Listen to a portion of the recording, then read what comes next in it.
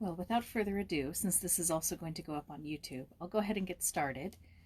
Hi, my name is Laura Rich Creek, and I'm Laura's voice, and we've been reading The Giant Scissors by Annie Fellows Johnston. We are ready for chapter 3 this week, and Tuesday we had read chapter 4. Oh my goodness, we'd read chapter 2. And I'm a little discombobulated. We have construction going on down the road, and I don't know if you can hear it, but it's rather loud. Also, my kids are home, and while they are pretty good at being quiet, doesn't always work. This room isn't actually soundproof, but we do the best we can. But a couple of things. Remember that this is from Johnston's Cozy Corner series, and she had also written the Little Colonel series, and then our heroine in this book, Joyce, is one of the friends of the Little Colonel. Well, I watched The Little Colonel with Shirley Temple. It was a 1935 movie, and it was really enjoyable. It's heartwarming, it's sweet, it's cute. And if you're a fan of Shirley Temple, of course you'll love it. But I found it on the Classic Film channel on YouTube, and you can watch a lot of classic films for free, so I'd recommend it. Let's see. Oh, and this is a little embarrassing, but the illustrator that I originally mentioned is not at all the illustrator. I'm not even sure now where I got that information. I'm doubting my sources. But I looked. It's right in the front of the book, right there. I've probably looked at that page I don't know how many times. The illustrator is actually Ethelred B. Barry, and I could find very little information other than she was a prolific illustrator during that time period in the early, like around the turn of the 19th century and on into the 20th century. But, and she was born in 1870. So when she was illustrating this book, she could have been in her late 20s, maybe mid to late 30s. The other thing is, into the chapter today, we're going to meet Jules, and we had originally seen him. This is the opening illustration, and we'll meet Jules today. So chapter 2 was the new fairy tale that Cousin Kate was telling Joyce, and we're going to find out a little bit more about what actually does go on behind the gates with the giant scissors. Let's see if I had any other notes. Nope, that's it. So we will go ahead and get started. We're going to try. Okay, chapter 3, Behind the Great Gate. That was the tale of the giant scissors as it was told to Joyce in the pleasant fire-lighted room. But behind the great gates, the true story went on in a far different way. Back of the Ciseaux house was a dreary field, growing drearier and browner every moment as the twilight deepened, and across its rough furrows a tired boy was stumbling wearily homeward. He was not more than 9 years old, but the careworn expression of his thin, white face might have belonged to a little old man of 90. He was driving 2 unruly goats towards the house. The chase they led him would have been a laughable sight had he not looked so small and forlorn, plodding along in his clumsy wooden shoes, and a peasant's blouse of blue cotton, several sizes too large for his thin little body. The anxious look in his eyes changed to one of fear as he drew nearer the house. At the sound of a gruff voice bellowing at him from the end of the lane, he winced as if he had been struck. "Ha there, Jules, thou lazy vagabond! Late again! Canst thou never learn that I am not to be kept waiting?" "But, Broussard," quavered the boy in his shrill, anxious voice, "it was not my fault, indeed it was not. The goats were so stubborn tonight. They broke through the hedge, and I had to chase them all over 3 fields. "Have done with thy lying excuses," was the rough answer. "Thou shalt have no supper tonight. Maybe an empty stomach will teach thee when my commands fail. Hasten and drive the goats into the pen." There was a scowl on Broussard's burly red face that made Jules' heart bump up in his throat. Broussard was only the caretaker of the Ciseaux place, but he had been there for 20 years, so long that he felt himself the master. The real master was in Algiers nearly all the time. During his absence, the great house was closed, excepting the kitchen and 2 rooms above it. Of these, Broussard had one, and Henry the other. Henry was the cook, a slow, stupid old man, not to be dogged out of either his good nature or his slow gait by anything that Broussard might say. Henry cooked and washed and mended and hoed in the garden. Broussard worked in the fields and shaved down the expenses of their living closer and closer. And all that was thus saved fell to his share, or he might not have watched the expenses so carefully. Much saving had made him miserly. Old Therese, the woman with the fish cart, used to say that he was the stingiest man in all Touraine. She ought to know, for she had sold him a fish every Friday during all those 20 years, and he had never once failed to quarrel about the price. 5 years had gone by since the master's last visit. Broussard and Henry were not likely to forget that time, for they had been awakened in the dead of night by a loud knocking at the side gate. When they opened it, the sight that greeted them made them rub their sleepy eyes to be sure that they saw aright. There stood the master, old Martin Ciseaux. His hair and fiercely bristling moustache had turned entirely white since they had last seen him. In his arms he carried a child. Broussard almost dropped his candle in his first surprise, and his wonder grew until he could hardly contain it. When the curly head raised itself from Monsieur's shoulder, and the sleepy baby voice lisped something in a foreign tongue. "By all the saints," muttered Broussard, as he stood aside for his master to pass. "It's my brother Jules' grandson," was the curt explanation that Monsieur offered. "Jules is dead, and so is his son and all the family. Died in America. This is his son's son, Jules, the last of the name. If I choose to take him from a foreign poorhouse and give him shelter, it's nobody's business, Louis Broussard, but my own." With that he strode on up the stairs to his room, the boy still in his arms. This sudden coming of a 4-year-old child into their daily life made as little difference to Broussard and Henry as the presence of the 4-month-old puppy. They spread a cot for him in Henry's room when the master went back to Algiers. They gave him something to eat 3 times a day when they stopped for their own meals, and then went on with their work as usual. It made no difference to them that he sobbed in the dark for his mother to come and sing him to sleep, the happy young mother who had petted and humored him in her own fond American fashion. They could not understand his speech. More than that, they could not understand him. Why should he mope alone in the garden with that beseeching look of a lost dog in his big, mournful eyes? Why should he not play and be happy like the neighbors' children, or the kittens, or any other young thing that had life and sunshine? Broussard snapped his fingers at him sometimes at first, as he would have done to a playful animal, but when Jules drew back, frightened by his foreign speech and rough voice, he began to dislike the timid child. After a while he never noticed him except to push him aside or to find fault. It was from Henry that Jules picked up whatever French he learned, and it was from Henry also that he had received the one awkward caress, and the only one, that his desolate little heart had known in all the 5 loveless years that he had been with them. A few months ago Broussard had put him out in the field to keep the goats from straying away from their pasture, 2 stubborn creatures whose self-willed wanderings had brought many a scolding down on poor Jules's head. Tonight he was unusually unfortunate, for added to the weary chase they had led him was this stern command that he should go to bed without his supper. He was about to pass into the house, shivering and hungry, when Henry put his head out at the window. "Broussard," he called, "there isn't enough bread for supper. There's just this dry end of a loaf. You should have bought as I told you when the baker's cart stopped here this morning." Broussard slowly measured the bit of hard, black bread with his eye, and seeing that there was not half enough to satisfy the appetites of 2 hungry men, he grudgingly drew a franc from his pocket. "Here, Jules," he called, "go down to the bakery and see to it that thou art back by the time I have milked the goats, or thou shalt go to bed with a beating as well as supperless. Stay," he added as Jules turned to go, "I have a mind to eat white bread tonight instead of black. It will cost an extra sou, so be careful to count the change. It is only once or twice in a 12-month. He muttered to himself as an excuse for his extravagance. It was 1/2 a mile to the village, but downhill all the way, so that Jules reached the bakery in a very short time. Several customers were ahead of him, however, and he waited his turn nervously. When he left the shop, an old lamplighter was going down the street with torch and ladder, leaving a double line of twinkling lights in his wake as he disappeared down the wide Paris road.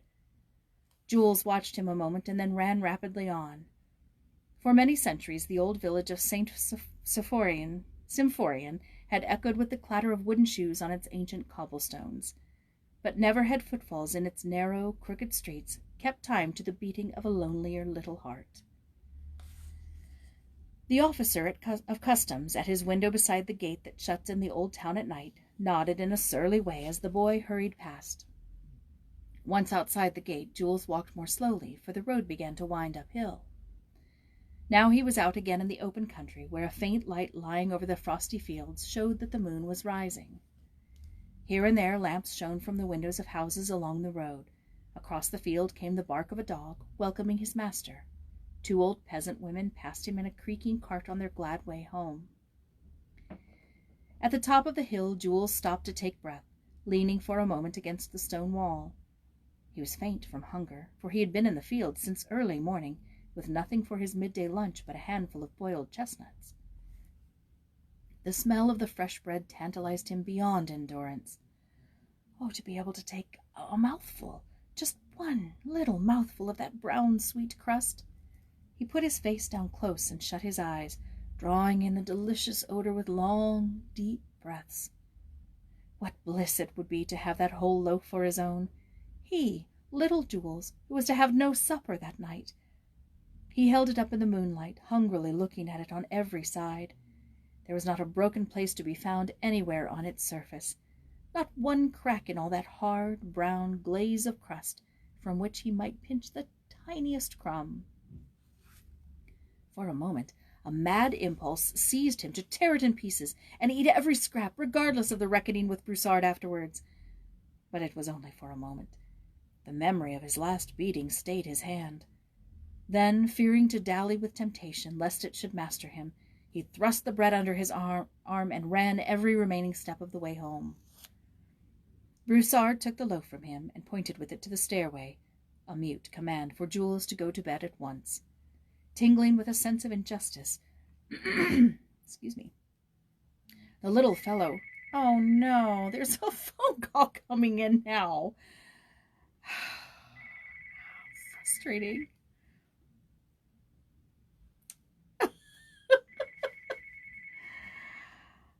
Oh, shoot. Well, I hope they don't. I'm so sorry. Hi, you've reached the register. Leave a message. How much do you want to bet it's my mom? Okay. All right. I apologize for that interruption. Okay. Where was I? Okay. Okay. Tingling with a sense of injustice, the little fellow wanted to shriek out in all his hungry and misery, defying this monster of a man. But a struggling sparrow might as well have tried to turn on the hawk that held it. He clenched his hands to keep from snatching something from the table, set out so temptingly in the kitchen, but he dared not linger even to look at it. With a feeling of utter helplessness, he passed it in silence, his face white and set. Dragging his tired feet slowly up the stairs, he went over to the casement window and swung it open. Then, kneeling down, he laid his head on the sill in the moonlight. Was it his dream that came back to him then, or only a memory? He could never be sure, for if it were a memory, it was certainly as strange as any dream, unlike anything he had ever known in his life with Henry and Broussard. And here's a picture of Jules at the window.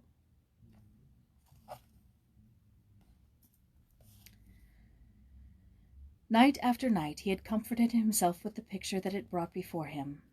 He could see a little white house in the middle of a big lawn.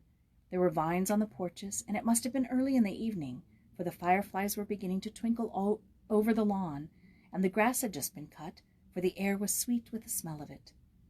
A woman, standing on the steps under the vines, was calling, "Jules, Jules, it is time to come in, little son."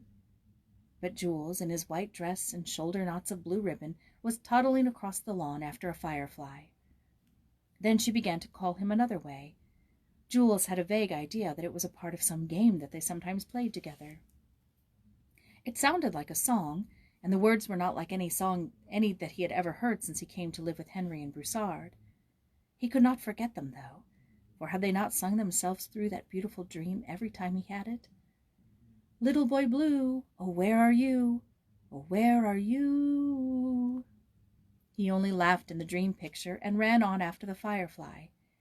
Then a man came running after him, and catching him, tossed him up laughingly, and carried him to the house on his shoulder.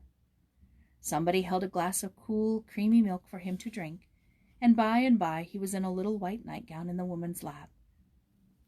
His head was nestled against her shoulder, and he could feel her soft lips touching him on cheeks and eyelids and mouth before she began to sing. "O little boy blue, lay by your horn, and mother will sing of the cows and the corn, till the stars and the angels come to keep their watch where my baby lies fast asleep." Now all of a sudden Jules knew that there was another kind of hunger worse than the longing for bread. He wanted the soft touch of those lips again on his mouth and eyelids, the loving pressure of those restful arms, 1,000 times more than he had wished for the loaf that he had just brought home. 2 hot tears that made his eyes ache in their slow gathering splashed down on the windowsill. Down below, Henry opened the kitchen door and snapped his fingers to call the dog. Looking out, Jules saw him set a plate of bones on the step. For a moment he listened to the animal's contented crunching, and then crept across the room to his cot with a little moan. "Oh," he sobbed, "even the dog has more than I have, and I'm so hungry." He hid his head a while in the old quilt, then he raised it again, and with the tears streaming down his thin little face, sobbed in a heartbroken whisper, "Mother, Mother, do you know how hungry I am?" A clatter of knives and forks from the kitchen below was the only answer, and he dropped despairingly down again. "She's so far away she can't even hear me," he moaned. "Oh, if I could only be dead, too." He lay there, crying, till Henry had finished washing the supper dishes and had put them clumsily away. The rank odor of tobacco, stealing up the stairs, told him that Broussard had settled down to enjoy his evening pipe. Through the casement window that was still ajar came the faint notes of an accordion from Monsieur Greville's garden across the way. Gabriel, the coachman, was walking up and down in the moonlight, playing a wheezy accompaniment to the only song he knew. Jules did not notice it at first, but after a while, when he had cried himself quiet, the faint melody began to steal soothingly into his consciousness. His eyelids closed drowsily, and then the accordion seemed to be singing something to him. He could not understand at first, but just as he was dropping off to sleep he heard it quite clearly. "Till the stars and the angels come to keep their watch where my baby lies fast asleep." Late in the night, Jules awoke with a start and sat up, wondering what had aroused him. He knew that it must be after midnight, for the moon was nearly down. Henry was snoring. Suddenly, such a strong feeling of hunger came over him that he could think of nothing else. It was like a gnawing pain. As if he were being led by some power outside of his own will, he slipped to the door of the room. The little bare feet made no noise on the carpetless floor. No mouse could have stolen down the stairs more silently than timid little Jules. The latch of the kitchen door gave a loud click that made him draw back with a shiver of alarm, but that was all. After waiting one breathless minute, his heart beating like a trip hammer, he went on into the pantry. The moon was so far down now that only a white glimmer of light showed him the faint outline of things, but his keen little nose guided him. There was half a cheese on the swinging shelf, with all the bread that had been left from supper. He broke off great pieces of each in eager haste. Then he found a crock of goat's milk. Lifting it to his mouth, he drank with big, quick gulps until he had to stop for breath. Just as he was about to raise it to his lips again, some instinct of danger made him look up. There, in the doorway, stood Broussard, bigger and darker and more threatening than he had ever seemed before. And here is a picture. You can see Broussard and Jules, and something's happened.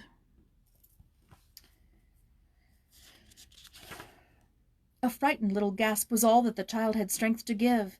He turned so sick and faint that his nerveless fingers could no longer hold the crock. It fell to the floor with a crash, and the milk splattered all over the pantry. Jules was too terrified to utter a sound. It was Broussard who made the outcry. Jules could only shut his eyes and crouch down trembling under the shelf. The next instant he was dragged out, and Broussard's merciless strap fell again and again on the poor, shrinking little body that writhed under the cruel blows. Once more Jules dragged himself upstairs to his cot, this time bruised and sore, too exhausted for tears, too hopeless to think of possible tomorrows. Poor little prince in the clutches of the ogre. If only fairy tales might be true! If only some gracious spirit of elfin lore might really come at such a time with its magic wand of healing! Then there would be no more little desolate hearts, no more grieved little faces with undried tears upon them in all the earth. Over every threshold where a child's wee feet had pattered in and found a home, it would hang its guardian scissors of avenging, so that only those who belonged to the kingdom of loving hearts and gentle hands would ever dare to enter. Oh, I didn't think this would be so sad. Well, we'll have to find out what happens on Tuesday in chapter 4. We have to leave it there for now. I hope you enjoy your weekend. Stay healthy. And let's see, I had a couple of notes. Come back Tuesday for chapter 4. And you can find me on Facebook, LinkedIn, and Twitter, and also YouTube. And then, of course, laurasvoice.com. This has been Laura's Voice. I'm Laura Rich Creek. Thanks so much for listening.